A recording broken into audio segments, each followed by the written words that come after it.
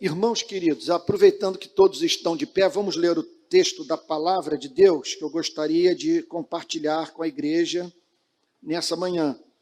Todos estão lembrados de que eu assumi o compromisso com a igreja de fazer uma série de exposições sobre as parábolas de Jesus.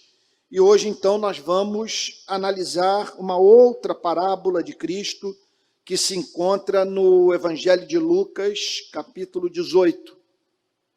Evangelho de Lucas, capítulo 18, versículo 9. Evangelho de Lucas, capítulo 18, versículo 9. Diz assim a palavra de Deus. Lucas 18, 9, repetindo. Jesus também contou esta parábola para alguns que confiavam em si mesmos, por se considerarem justos e desprezavam os outros. 2 homens foram ao templo para orar. Um era fariseu e o outro publicano.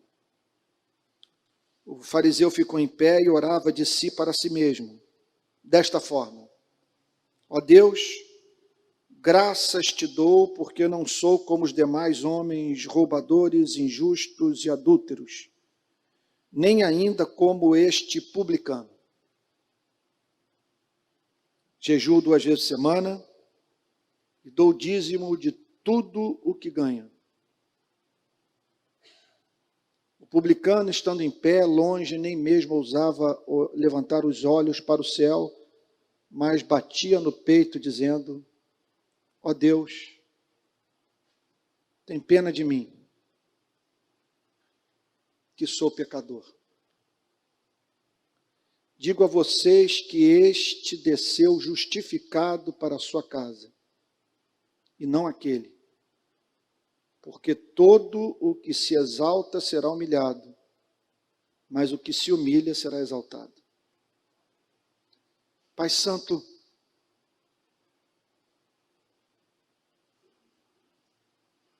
tu sabes que estamos aqui nessa manhã reunidos em torno do teu nome, porque fomos levados pelo Espírito Santo a crer na revelação.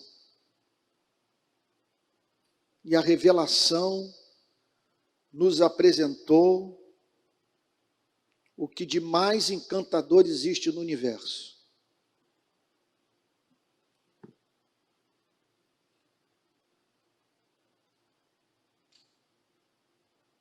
Senhor, saber que existe um ser independente, autoexistente, imutável, infinito, único, e que é misericordioso, longânimo, gracioso e santo, e que enviou o seu Filho,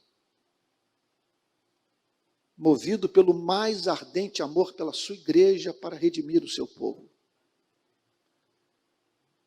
Senhor, nós não encontramos no universo nada mais fascinante. Por isso estamos aqui para prestar ao Senhor o culto que te é devido. Por isso estamos aqui em busca de contemplação, de conhecimento, porque nós entendemos que, sendo o Senhor quem é boicote contra a nossa felicidade não buscar a sua presença. É usarmos a parte mais nobre do nosso ser de modo pecaminoso, Senhor. Como podemos aplicar a nossa mente ao que quer que seja, em detrimento, Senhor, do tempo que deve ser consagrado à busca pela tua face. Nós queremos pedir perdão pelos nossos pecados, porque é fato que nós não vivemos à altura da glória da revelação. Nós não buscamos como deveríamos buscá-lo, nós não o amamos como deveríamos amá-lo, e não somos zelosos, Senhor, no cuidado daquilo que o Senhor estima, os seres humanos. Por isso nós pedimos perdão pelo nosso comportamento infantil, pelo que há nas nossas vidas ainda de mundano, carnal e até mesmo diabólico. Perdoa-nos, Senhor. Aceita a nossa mais profunda gratidão pela sua insistência em nos amar. O Senhor não tem desistido de nós. Quando olhamos, Senhor, para as mortes que houve nesses 2 anos, ficamos a pensar, fomos preservados porque éramos mais justos do que os que pereceram? Não, Senhor.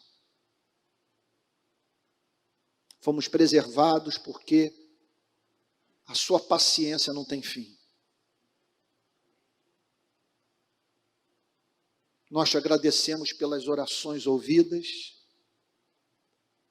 pelo cuidado que tu tens manifestado na vida de pessoas que nos são muito caras. Nós não conseguimos desatrelar as nossas vidas da vida desses seres humanos, Senhor, com os quais temos não apenas vínculo de sangue, temos vínculo de amor.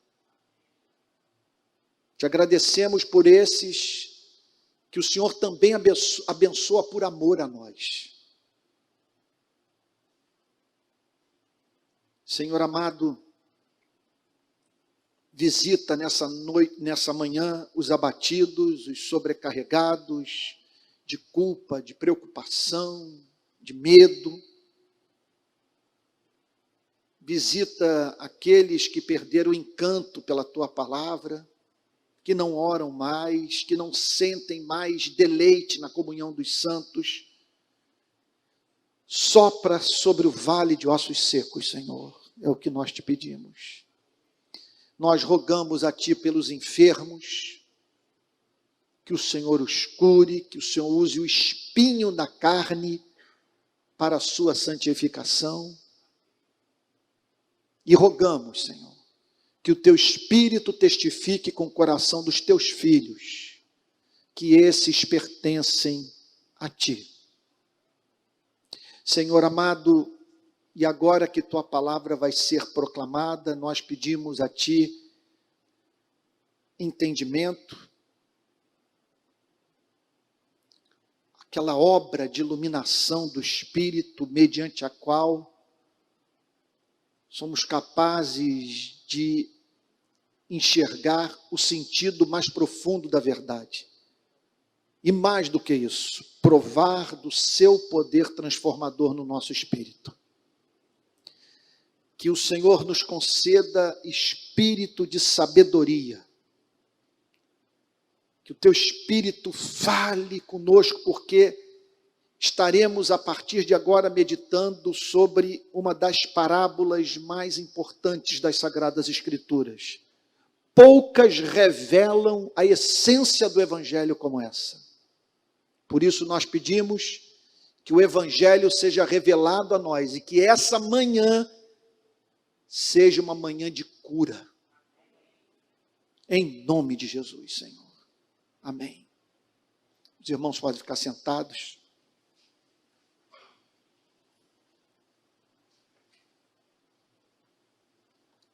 Lucas, capítulo 18, versículo 9.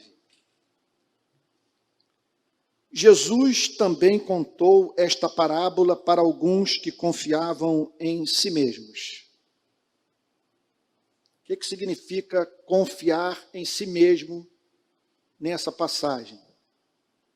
Significa você se considerar justo aos seus próprios olhos. De você olhar para os 10 mandamentos, por exemplo, e eles não o abalarem. De você julgar que é capaz de passar pelo crivo do mandamento do amor, que consiste em amar a Deus e o próximo. De você entender o significado desse amor e dizer: não tenho com que me preocupar, porque afinal de contas eu sou a encarnação desse amor. Significa, portanto, o seguinte: você olha para o mandamento de amar a Deus, que significa em tudo dar graças a Deus. De você não querer a vida nem a morte, a doença nem a saúde, a fama nem o anonimato, você querer a Deus. De você o ter como excelente, por tê-lo como excelente, fixar as suas afeições nele, tornando o supremo bem da sua vida, a ponto do seu coração não estar dividido, de você só ter um desejo na vida: fazer Deus sorrir. E porque você ama Deus, você ama o que Deus ama, e Deus ama os seres humanos. Então, por isso, você lida com os seres humanos como o povo hebreu lidava com a Arca da Aliança. Você não banaliza a vida de ninguém, por mais que essa pessoa seja refratária ao que você pensa. Por mais que esta pessoa viva uma vida oposta àquela que você julga que todo ser humano deveria viver. Você pode discordar do que ela pensa, do que ela faz, mas porque você ama Deus, você a trata com dignidade. E se tiver que confrontá-la, você o fará com a sincera intenção de aproximá-la do seu Criador. Ou seja, todas as suas relações são regidas por um princípio. O princípio do amor. Você não fala nada, não toma nenhuma atitude que seja capaz de impedir um ser humano de se aproximar de Deus. Esse é o ponto. Quem é aquele que confia em si mesmo? É aquele que, após ouvir o que eu acabei de dizer, sente-se confortável, seu coração não se encontra movido a correr para a presença de Deus em busca de misericórdia.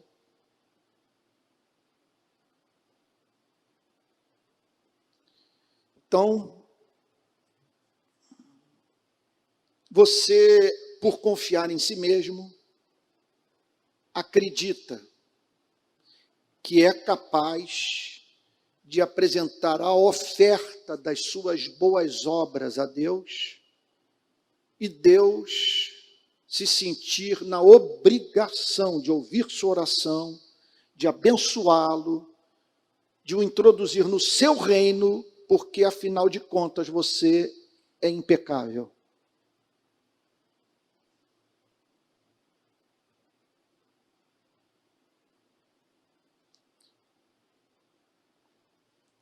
Jesus também contou esta parábola para alguns que confiavam em si mesmos por se considerarem justos.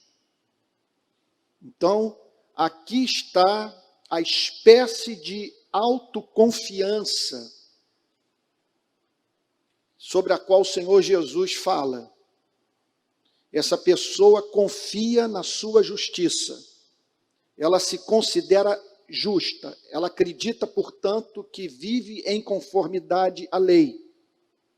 Se ela vive uma vida de conformidade à lei, Deus ouvir a sua oração não é um ato de graça, é um ato de justiça.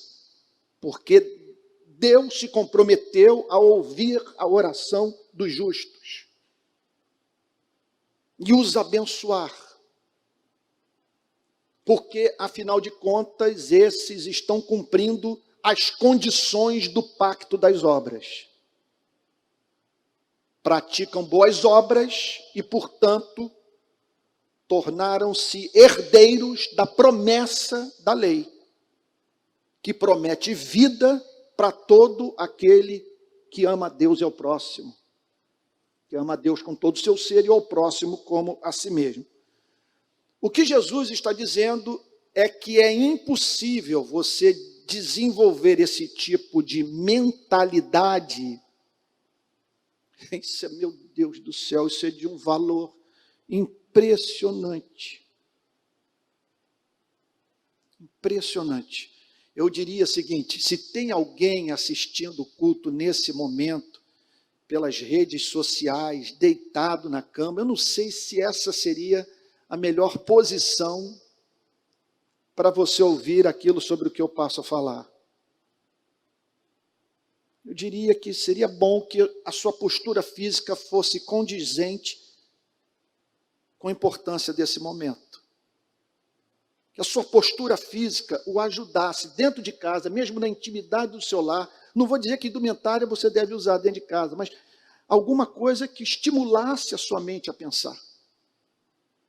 Alguma coisa que não o distraísse, alguma coisa que se traduzisse num gesto de respeito. Eu não estou querendo ser legalista com relação a isso. Mas o fato é que nossa postura física deve seguir aquilo que nós pensamos e sentimos. Eu espero que eu esteja sendo claro. O que o Senhor Jesus está dizendo é que não há, eu nem sei por onde começar, porque vem tanta informação à cabeça, eu não tenho todo o tempo para falar tudo que se poderia falar sobre, por confiarem, ou por se considerarem justos e confiar em si mesmos, desprezavam os outros. Vamos parar para pensar nesse ser humano que despreza o próximo. Vocês vejam como que nessas horas é importante que passemos a moral evangélica pelo crivo da ética de Cristo. Porque há algumas figuras públicas cujo comportamento mexem de uma forma toda especial com os evangélicos no nosso país. Então, há alguns pecados que os evangélicos veem como repugnantes. Especialmente aqueles que são voltados para a área do sexo.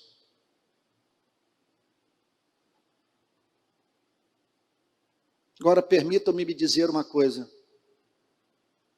Eu não conheço uma figura mais deletéria para a humanidade, alguém que mais possa contribuir para a destruição da espécie, maior inimigo da sua vida e da minha vida do que esse religioso com Bíblia nas mãos, cheio de justiça própria e que despreza o próximo. Eis um sujeito posto nas mãos do diabo. As forças do inferno fazem o que quiserem com essa criatura.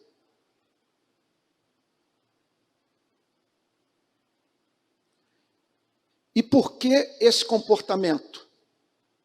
Observe que o Senhor Jesus está falando de uma patologia espiritual e moral produzida pela instituição religiosa.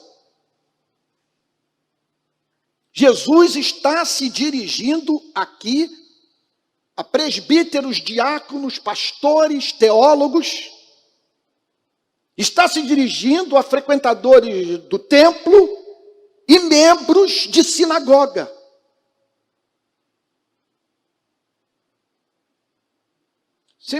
Pare para pensar no que significa você lidar com alguém que o despreza em razão das suas limitações morais, das suas fraquezas,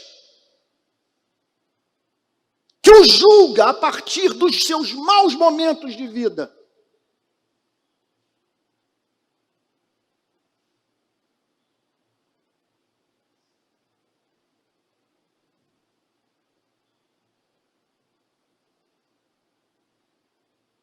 Não é que essa pessoa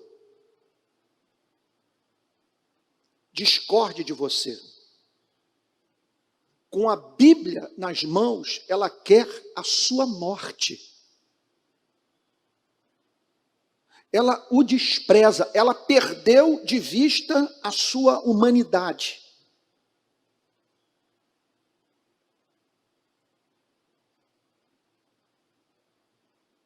E o que a move essa espécie de comportamento? Isso aqui, gente, isso é muito sério. Eu peço graça a Deus para comunicar essa verdade à igreja, porque o que eu tenho a dizer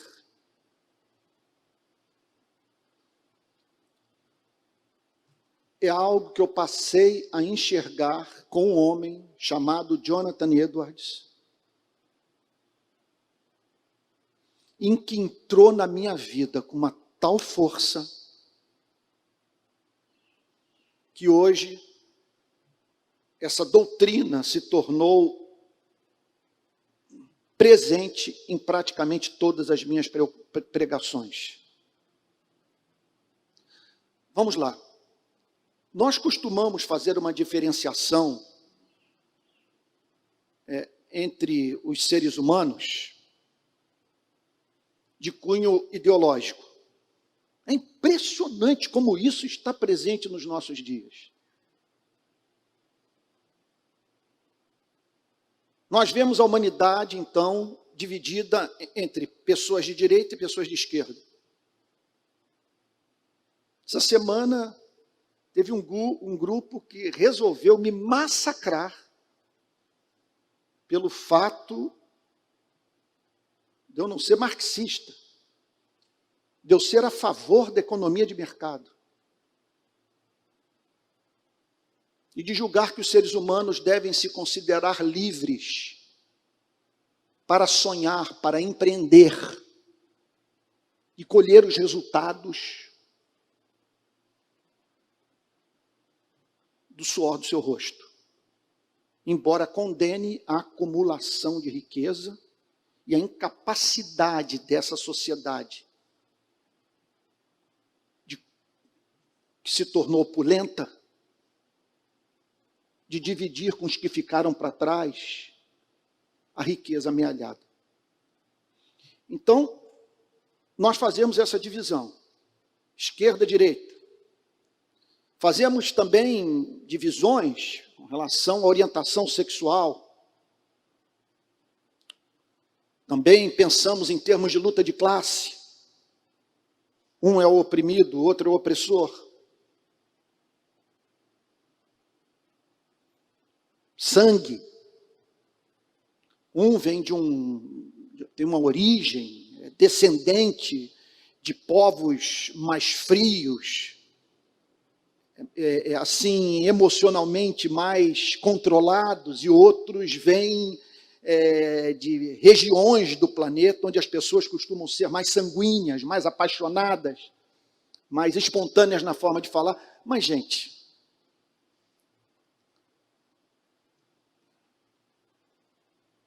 para o Evangelho de Jesus Cristo, na verdade, a divisão mais radical que existe nesse planeta, essa sim, absolutamente legítima, e que nos põe em contato com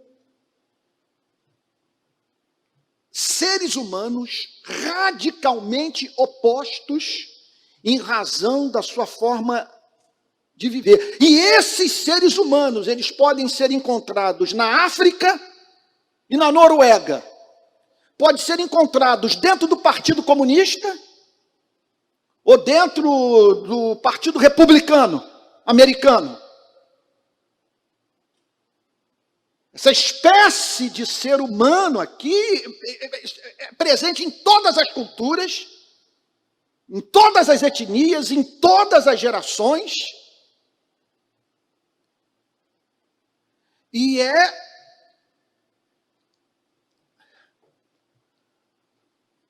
meu Deus, é o que realmente faz com que os seres humanos sejam distintamente, radicalmente diferentes uns dos outros.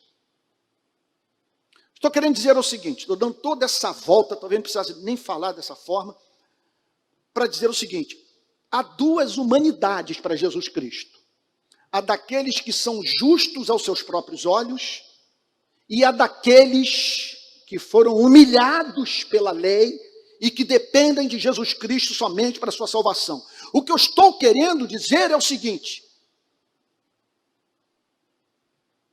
que você tem um homem, uma mulher que poderia ser chamado de evangélico, e que você tem um homem, tem uma mulher que poderia ser chamado de fariseu, justo aos seus próprios olhos. Mas vamos lá. Que Deus me conceda a graça para entender o ponto. Tudo vai depender da forma que você se relaciona com a lei. Dependendo da forma mediante a qual você se relaciona com a lei, você vai ser uma espécie de ser humano ou outro. Isso é muito mais profundo do que nominalismo e realismo. Isso é muito mais profundo do que você ser pré-moderno, moderno ou pós-moderno. Não há divisão na humanidade mais profunda do que essa. Eu estou falando de tipo de ser humano. Entenda o ponto. O que eu estou dizendo é que o suíço, morador de Zurique, não é tão diferente do aborígene quanto o justo aos seus próprios olhos é diferente do ser humano evangélico. Vamos lá. Tudo depende da relação com a lei. Se você olha para os 10 mandamentos, se você olha para os 2 grandes mandamentos do amor, se você vê Moisés descendo do Monte Sinai com as tábuas da lei e não treme, você é um tipo de ser humano. O que o caracteriza? Você não precisa de um Deus misericordioso. Você não precisa de um Deus gracioso. Você não precisa de um Deus paciente. Porque você é justo aos seus próprios olhos. E essa justiça própria condiciona todos os seus relacionamentos. E você é uma praga para a humanidade. Você é um tormento. Conviver com você é um suplício. Porque essa justiça própria faz com que você se relacione com o próximo não como um igual, Porque suas façanhas morais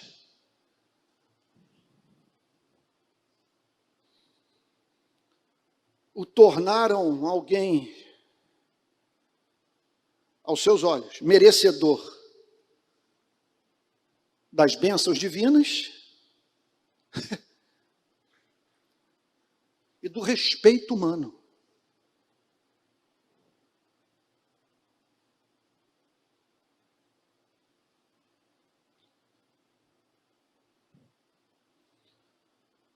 Do outro lado,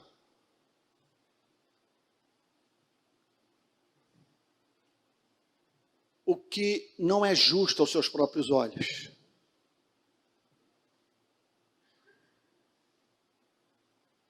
O que viu Moisés e tremeu.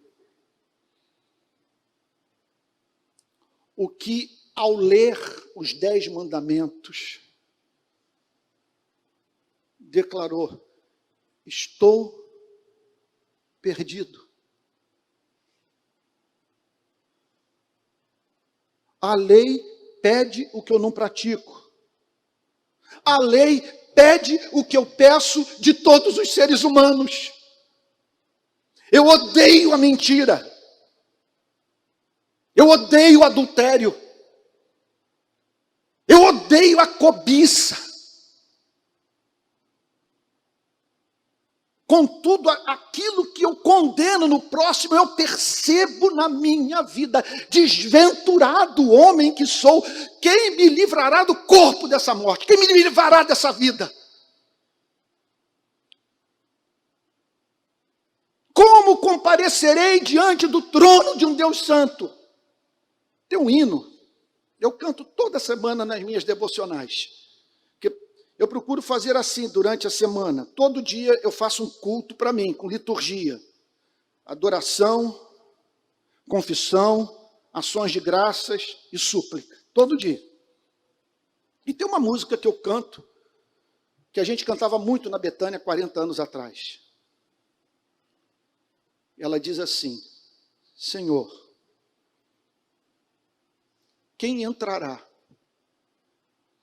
no santuário para te adorar? Quem tem as mãos limpas e um coração puro, quem não tem vaidade e sabe amar. Essa é a primeira estrofe. A segunda: Senhor, eu quero entrar no santuário para te adorar. Ó, limpa minhas mãos e o meu coração. Afasta a vaidade. Ensina-me a amar. A última estrofe: Senhor, já posso entrar no santuário para te adorar. Teu sangue me limpa e me dá perdão. Teu Espírito Santo me enche de amor. O que eu estou dizendo é o seguinte: quem canta essa canção é um tipo de ser humano.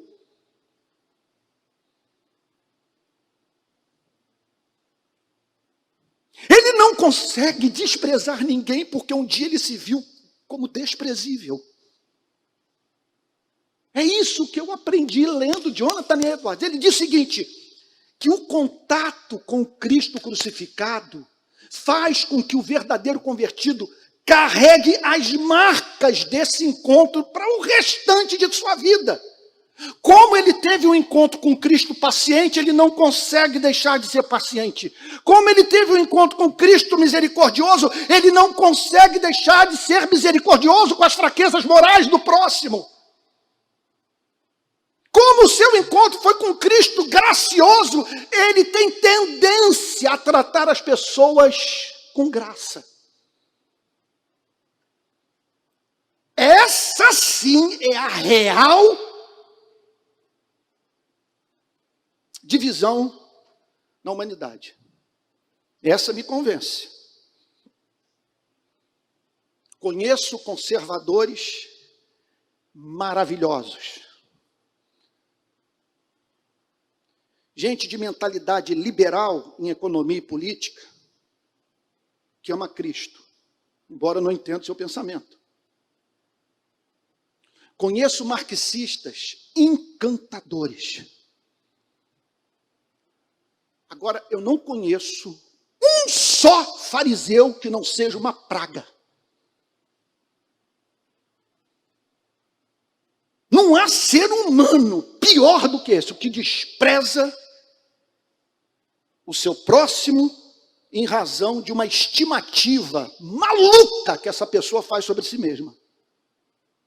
Eu não temo Moisés. Moisés não tem que cobrar de mim. Aliás, nem entendo porque que o monte está pegando fogo. Não entendo que não pode tocar no monte. Não sei por que tem esse negócio desse cordeiro que tem que ser morto, esse sangue que tem que ser derramado.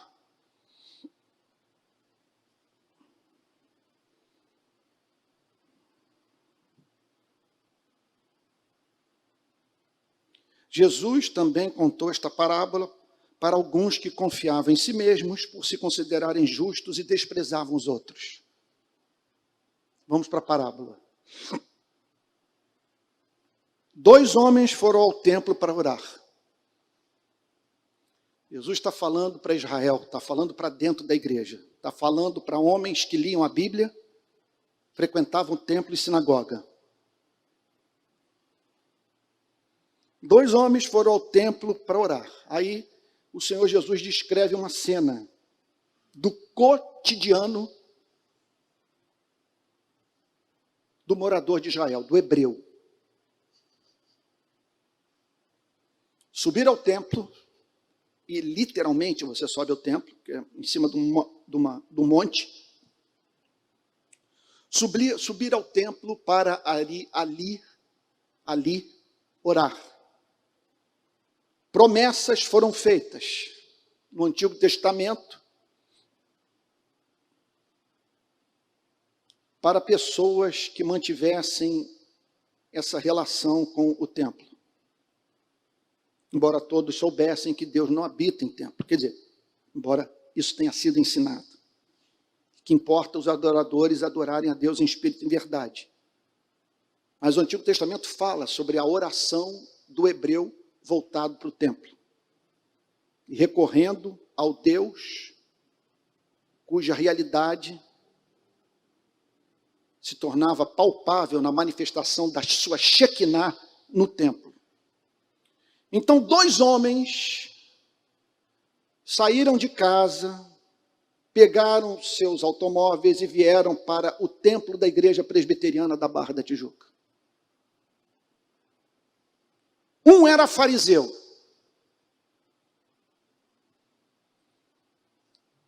Vamos lá pensar. Ele está falando aqui da seita mais radical do judaísmo.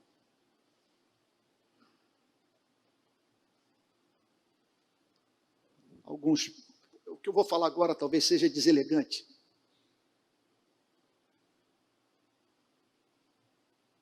Embora eu não consiga chamar alguns irmãos de linha pentecostal de fariseus, conheço vários deles que são amabilíssimos. Todos nós sabemos o que significa ser membro de uma Assembleia de Deus. Respeito profundo, passei a vida orando com esses irmãos, mas eu não dou conta daquela ética. Eu não conseguiria jamais me tornar membro de uma Assembleia de Deus. Vamos falar sobre os calvinistas. Pense no calvinista que tem como referência o puritanismo inglês, norte-americano, e que não é apenas calvinista, ele quer a cultura puritana. Tem alguns que querem reproduzir isso na barba, na forma como se vestem.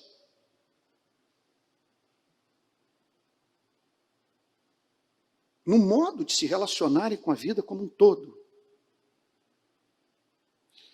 Jesus está falando aqui de alguém, veja só, que fazia parte de um movimento que começou com a intenção de purificar Israel dos seus pecados, a fim de que Israel nunca mais fosse julgado por Deus mediante a invasão de uma tropa inimiga, de uma superpotência, que escravizasse o povo,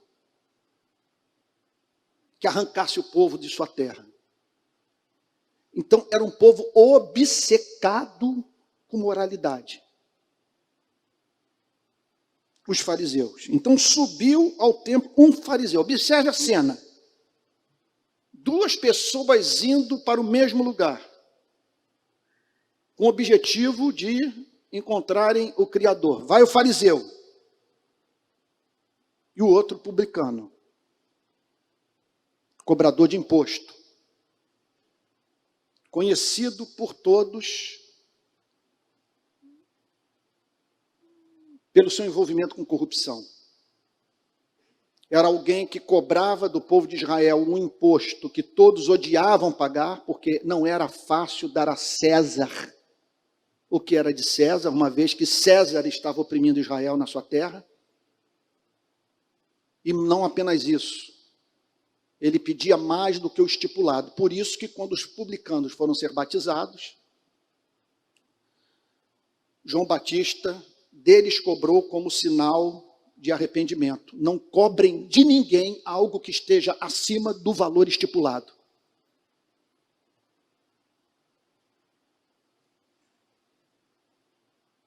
Então sobe o fariseu e o publicano. Olha a cena. As duas pessoas subindo ao templo para orar. E aí o Senhor Jesus chama a atenção dos seus ouvintes para a oração do fariseu. O fariseu ficou em pé.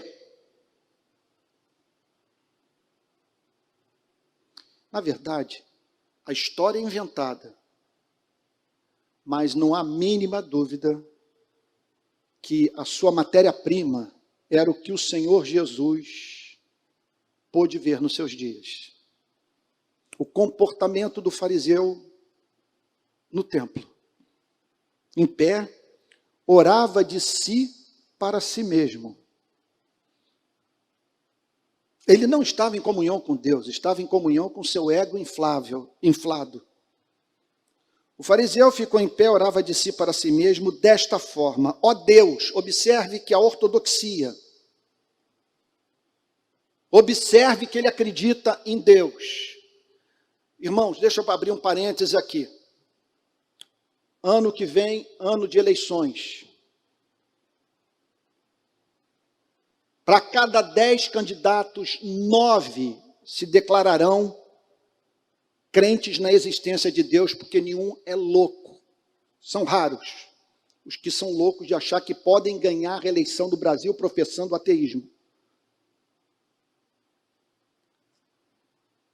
Irmãos, chega a ingenuidade que maculou o testemunho de modo indelével da igreja nos últimos anos. Quando um político disser que acredita em Deus, pergunte, pelo amor de Deus, qual é o seu conceito de Deus? Qual é o seu Deus? Não se impressione dele frequentar a igreja, ter sido batizado, defender a moral evangélica. Esse tipo de comportamento é comportamento encontrado, que pode ser encontrado nessa figura aqui, que o Senhor Jesus descreve como fariseu. Vocês estão entendendo o ponto?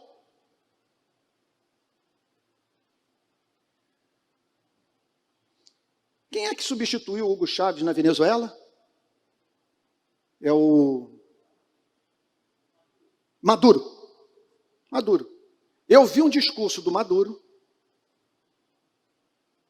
professando fé em Jesus Cristo, chamando o povo venezuelano a crer em Jesus Cristo. O que você acha de você receber essa profissão de fé de uma forma crítica, acreditando que aquilo é a pura manifestação do cristianismo autêntico? Se você tem dúvidas quanto à sinceridade dessa profissão de fé lá, por que você não tem aqui? Então aqui está essa praga de ser humano, alguém que trata com desprezo o próximo. Ele não te enxerga, ele não te vê. Ele não quer contato contigo, ele o trata com desprezo. Ele quer sua morte. Ele acha que você é um peso para a vida, que a sua morte tem que ser acelerada. Olha, tem gente hoje nesse país que se alguns de nós aqui morressem, iam prestar culto de ações de graças a Deus, celebrando a sua morte, a minha morte. Então aqui está esse homem invocando o nome de Deus. Ó Deus, graças te dou. Observe, não se impressione com oração, gente. Olha que esse homem orava. Olha, graças te dou, porque não sou como os demais homens. Você olha para isso e você diz o seguinte: olha que coisa maravilhosa. Ele atribui a Deus a transformação do seu caráter ou a preservação da sua vida moral.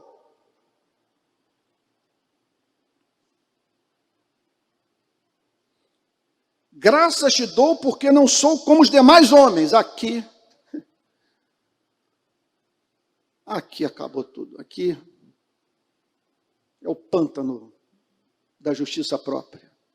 Porque ele dizer graças te dou porque não sou como os demais homens, de certa forma você pode fazer essa oração. Graças te dou porque os meus olhos foram abertos para a verdade. Eu não gostaria de estar na condição daqueles que hoje não professam fé em ti, não amam. Agora, o problema é quando nós perdemos de vista o fato de que um dia nós estivemos do lado de lá. E que essa graça habita convive com muita imperfeição sua e minha. É aquela história lá do rapaz que procurou a filha do Jonathan Edwards para se casar com ela.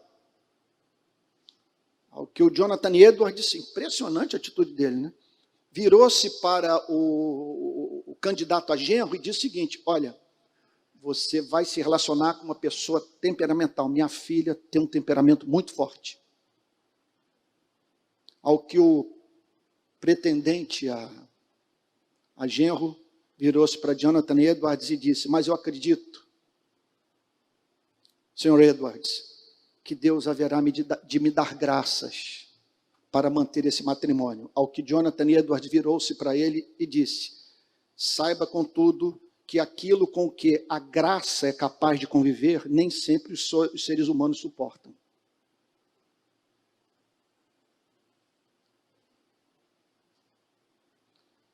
Então, esse homem perdeu de vista o fato de que ele ainda carregava dentro dele muitas das características daqueles que ele mais condenava. Graças te dou porque não sou como os demais homens roubadores,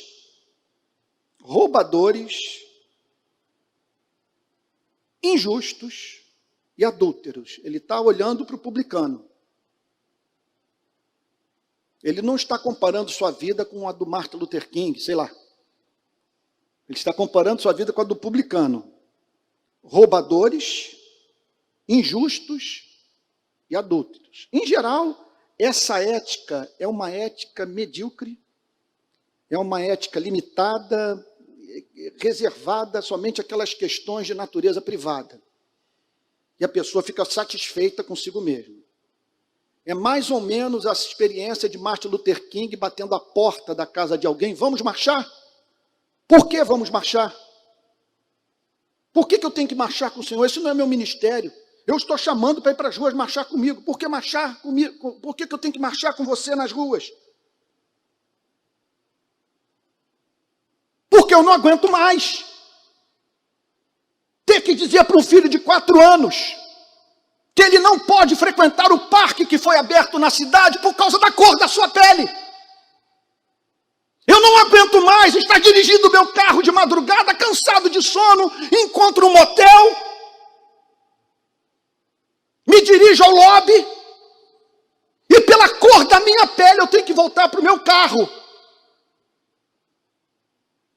Porque o hotel não aceita pessoas negras.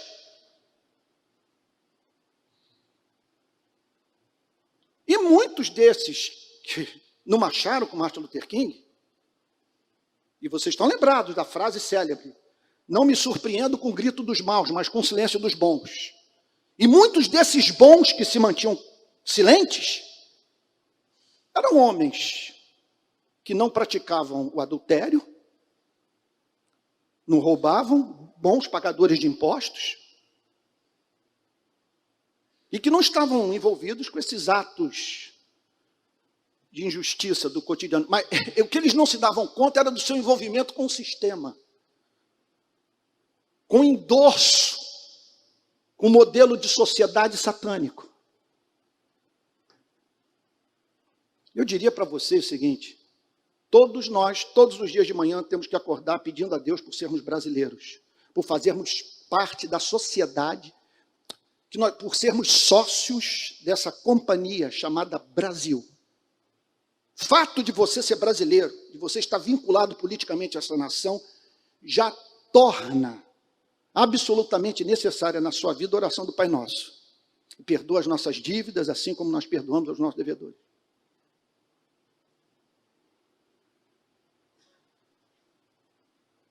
Ah, pastor, que isso está pegando pesado. Não existe isso de culpa coletiva.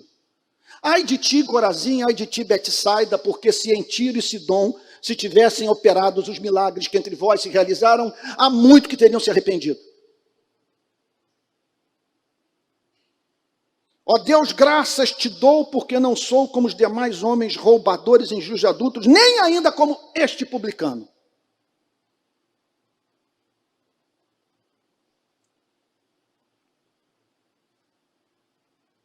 E aí, vocês vejam onde que a experiência da falsa conversão pode nos levar.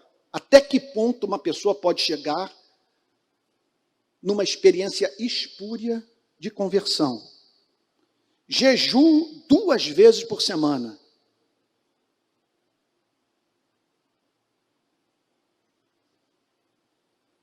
Você fica impressionado com vigília? Eu acho que se você consegue passar a noite orando, eu já fiz isso várias vezes na minha vida, sensacional.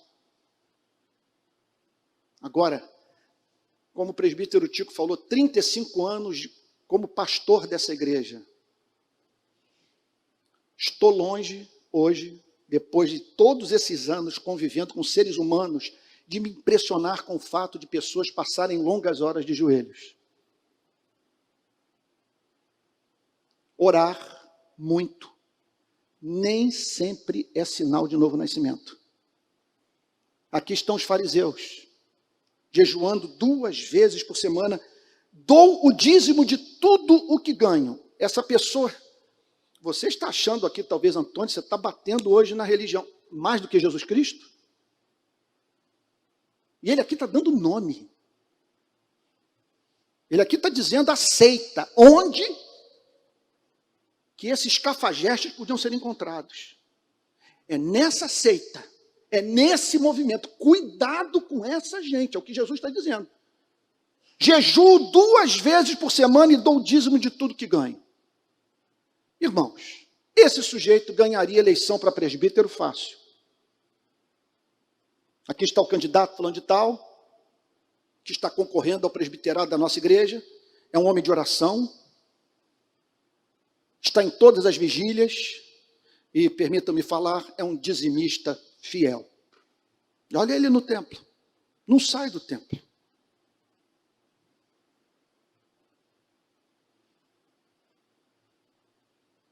Aí, o Senhor Jesus tira o foco do fariseu e põe o foco no publicano. Porque ele está falando o seguinte, que Deus está observando ambas as coisas.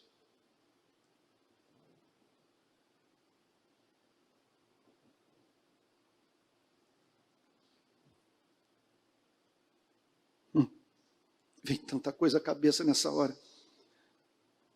O publicano estando em pé, longe, ele não ousou se aproximar do que poderia ser considerado um lugar mais sagrado. Nem mesmo ousava levantar os olhos para o céu. Está vendo esse negócio da postura física? O estado dele de alma se refletia na sua postura física.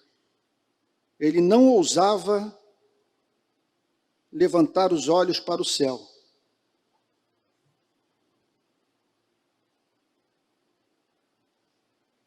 Eu diria que esse é o papel de Moisés.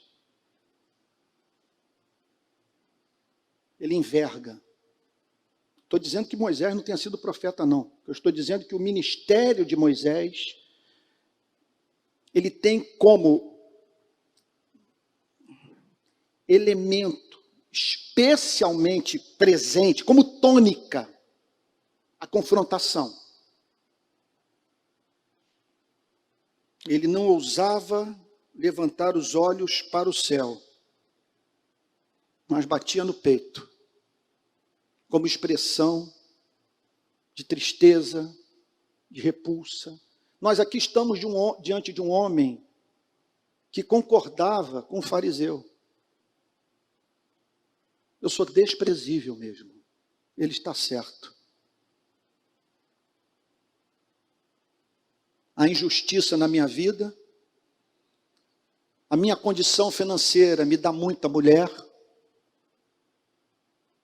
Queria ser casto como esse homem.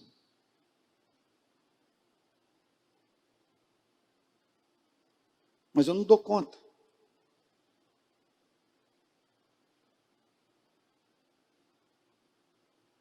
E dizendo, ó Deus, os dois estão se dirigindo a Deus.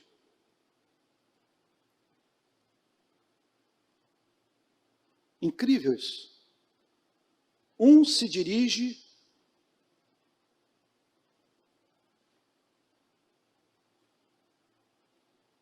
a Deus movido pela justiça própria. O outro se dirige a Deus num contexto assim de não saber o que fazer com sua própria vida. O que eu vou fazer de mim? Ó Deus, tem pena de mim. E numa outra tradução, ser propício a mim. Tem pena de mim, tem piedade de mim, se compadece de mim, que sou pecador.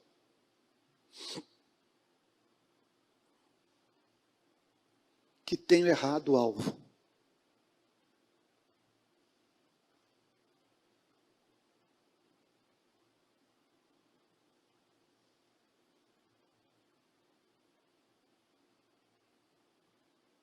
Conclusão de Jesus. Termina a oração, os dois descem para o templo e voltam para casa. Aí algo impressionante ocorre. A oração, presta atenção, isso é muito sério. A oração de ambos produz um efeito no céu. O céu dá uma resposta à oração de ambos. Jesus, o Filho de Deus, aquele que o Pai enviou para dizer para a humanidade quem é Deus. Digo a vocês que este desceu justificado para casa.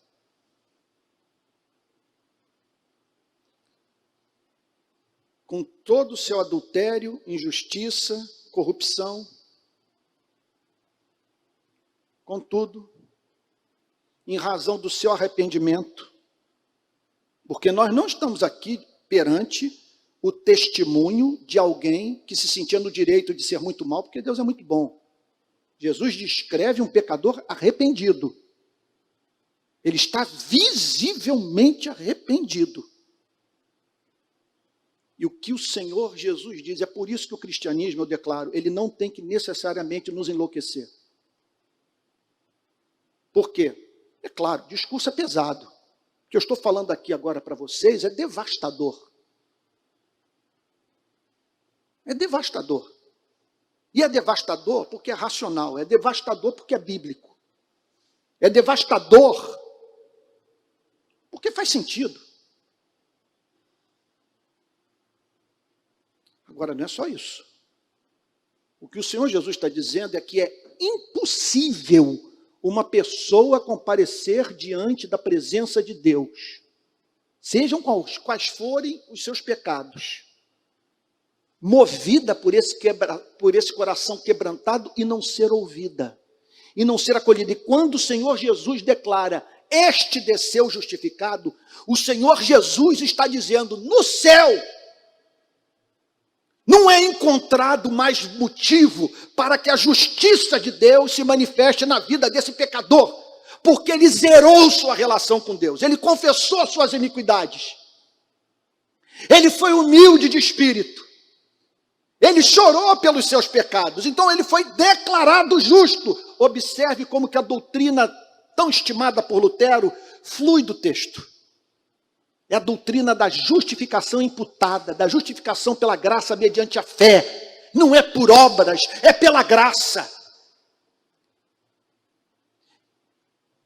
E como tudo mudou no céu, é do interesse do céu que o Espírito testifique com o Espírito desse que foi justificado, que os seus pecados foram perdoados. No caso, por exemplo, da mulher que foi apanhada em adultério, a declaração foi essa: vai em paz, entra na paz, viva sem o receio do castigo, da condenação. Creia que suas orações serão ouvidas, que seu nome está escrito no livro da vida, porque dos teus pecados eu não mais me lembrarei. Este desceu para casa justificado. Você consegue conceber uma bênção maior do que essa? Deus olhar para a lei, na verdade olhar para si mesmo, que não tem lei fora do ser de Deus, ele não está submisso a nenhuma lei, o caráter dele é a lei do universo. Deus olhar para ele, olhar para você, olhar para as suas atitudes, para a sua vida pregressa e o considerar justo.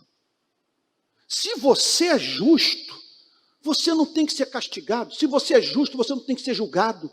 Se você é justo, suas orações são ouvidas. Se você é justo, todos os átomos, todas as moléculas, todos os anjos, o governo providencial inteiro de Deus estão ao seu favor, porque Deus é santo e prometeu que abençoaria os justos. E a boa nova que eu tenho para lhe apresentar é que essa justiça é recebida pela fé, e que basta um coração quebrantado, basta a confissão humilde para que ele o abrace, para que ele o envolva com a sua graça, e para que ele diga para você o que disse para a mulher adúltera: vá em paz, tua fé te salvou. Digo a vocês que este desceu justificado para a sua casa, e não aquele. Aquele desceu sob maldição. Deus o não considera justo. A sua oração foi uma blasfêmia, foi repulsiva.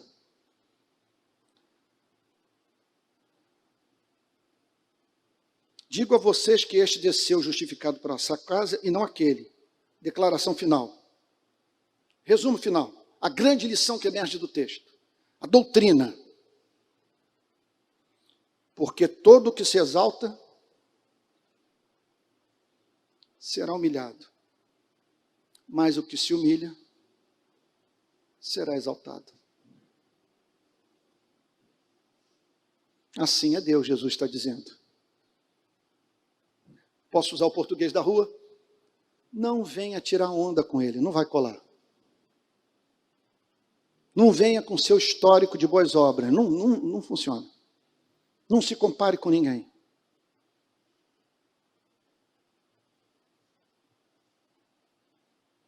Agora saiba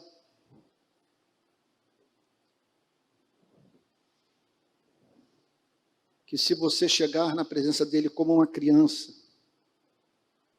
como um mendigo, como um réu confesso. Se você chegar com ele, na presença dele, com vontade de rever o passado, de refazer as coisas que trouxeram vergonha para você, que machucaram gente que você estima, é impossível ele não o acolher e não o exaltar. Não levar em consideração o seu arrependimento.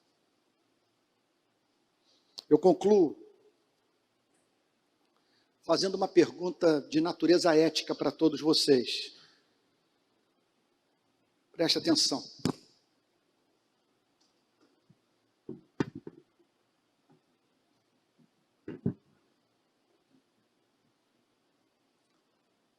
Eu falei em duas humanidades. Os dois estão descendo agora do templo e indo para dentro de casa, em Jerusalém. Como que o fariseu haverá de tratar as pessoas que cruzarem com ele pelo caminho? Como que o fariseu haverá de se relacionar com os que habitam com ele, debaixo do mesmo teto? Faço uma outra pergunta a vocês. Como que o publicano haverá de se relacionar com aqueles que contra ele pecaram, que foram injustos para com ele?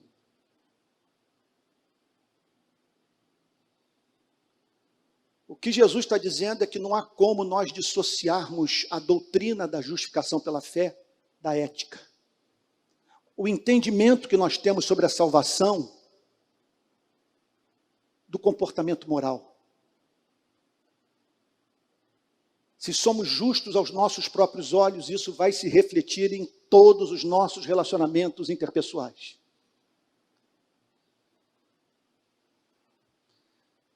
Se depois de termos sido espancados por Moisés,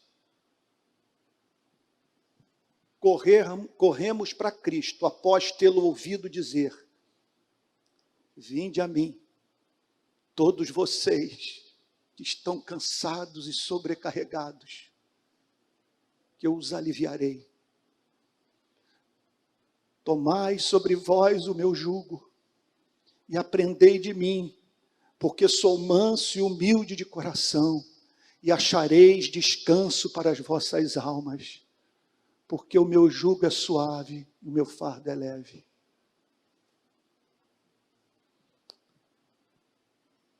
Eu concluo dizendo a seguinte coisa. Moisés no púlpito forma uma igreja de gente perversa, que trata com desprezo os pecadores. Jesus Cristo no púlpito forma uma igreja de gente mentalmente sadia, de gente feliz, descomplicada, e que trata o próximo com graça.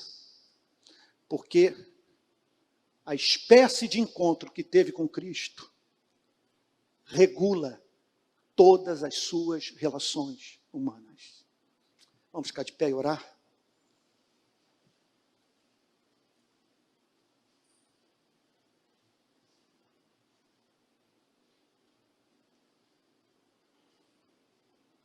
Pai Santo, nós te agradecemos por esse evangelho que golpeia, que fere, que apresenta mais novas e que cura, que abraça e proclama as boas novas. Nesse culto nós queremos pedir a Ti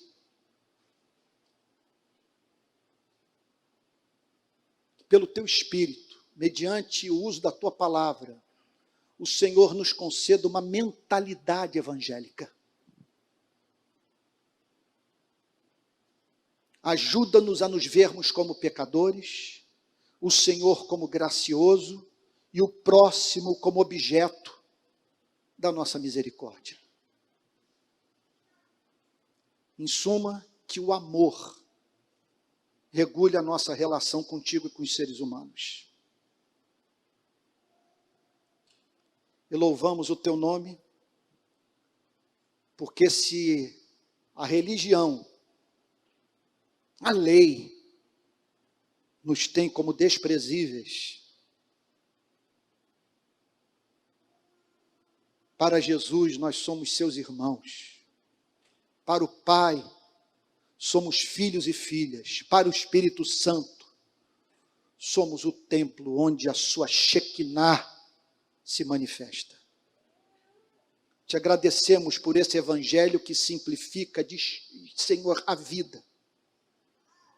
E que nos poupa de longas e intermináveis horas de busca por autojustificação. E nos faz, Senhor, apresentar a oração quebrantada, sincera, e receber o perdão. Senhor, que a Igreja Presbiteriana da Barra seja a igreja mais humana do Rio de Janeiro, por ser uma igreja que pensa de modo evangélico. Que a graça do Senhor Jesus, o amor de Deus o Pai e a comunhão do Espírito sejam com cada um de vocês, desde agora e para todo sempre. Amém.